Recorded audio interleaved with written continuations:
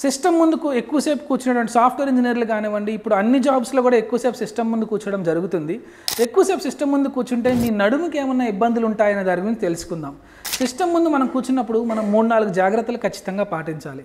ఫస్ట్ది ఏంటంటే సిస్టమ్ నుంచి వచ్చే లైట్ బ్లూ లైట్ అంటామండి జనరల్గా. సో ఆ బ్లూ లైట్కి ఇప్పుడు కొత్తగా ఏం జరుగుతుందంటే స్క్రీన్కి గార్డ్స్ వస్తున్నాయి. ఆ స్క్రీన్ గార్డ్స్ పెట్టుకోవడం మూలంగా మీ కంటి మీద పడే స్ట్రెస్ తగ్గుతుంది. దాంతో తలనొప్పి వచ్చే అవకాశాలు తగ్గుతాయి.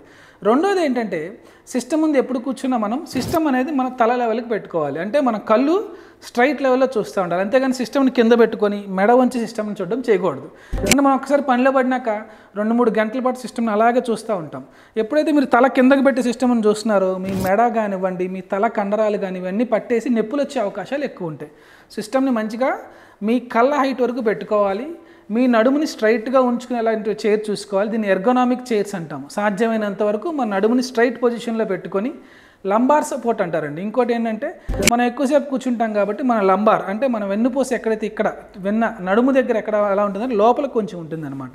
ఆ లోపలికి ఉండే వెన్నుపూసకి సపోర్ట్గా లంబార్ కార్సెట్స్ అని వస్తుంటాయి, లంబార్ సపోర్ట్స్ అని వస్తుంటాయి. అలాంటి సపోర్ట్స్ ఎక్కువసేపు పెట్టుకొని కూర్చుంటే కనుక మనం బ్యాక్ పెయిన్ కూడా తగ్గించుకునే వాళ్ళం అవుతాము.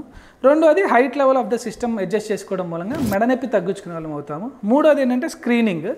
అండ్ కుదిరితే పక్కనే మనం ఒక అలారం పెట్టుకొని ఎవ్రీ 10 మినిట్స్కో 15 నిమిషాలకు ఒకసారి లేచి కాళ్ళు చేతులు ఆడించడము, కొంచెం మెడ అనేది స్లైట్గా ఎక్సర్సైజెస్ ఆర్ వార్మప్ లాంటివి చేయడం మూలంగా మనం ఈ బాడీ పెయిన్స్ని సిస్టమ్ ముందు పనిచేసే వాళ్ళు తగ్గించుకోవచ్చు. ఇప్పుడు దాకా మనం విన్న హెల్త్ అప్డేట్స్ లాంటివి ఇంకా మీరు తెలుసుకోవాలి అనుకుంటే కనుక ఆశా హాస్పిటల్స్ని ఫాలో అవ్వండి. సో రోజు మేము ఇలాంటి హెల్త్ టిప్స్ ఇవ్వడం జరుగుతుంది. చక్కగా వీటిని చూసి మీ ఆరోగ్యాన్ని కాపాడుకోండి.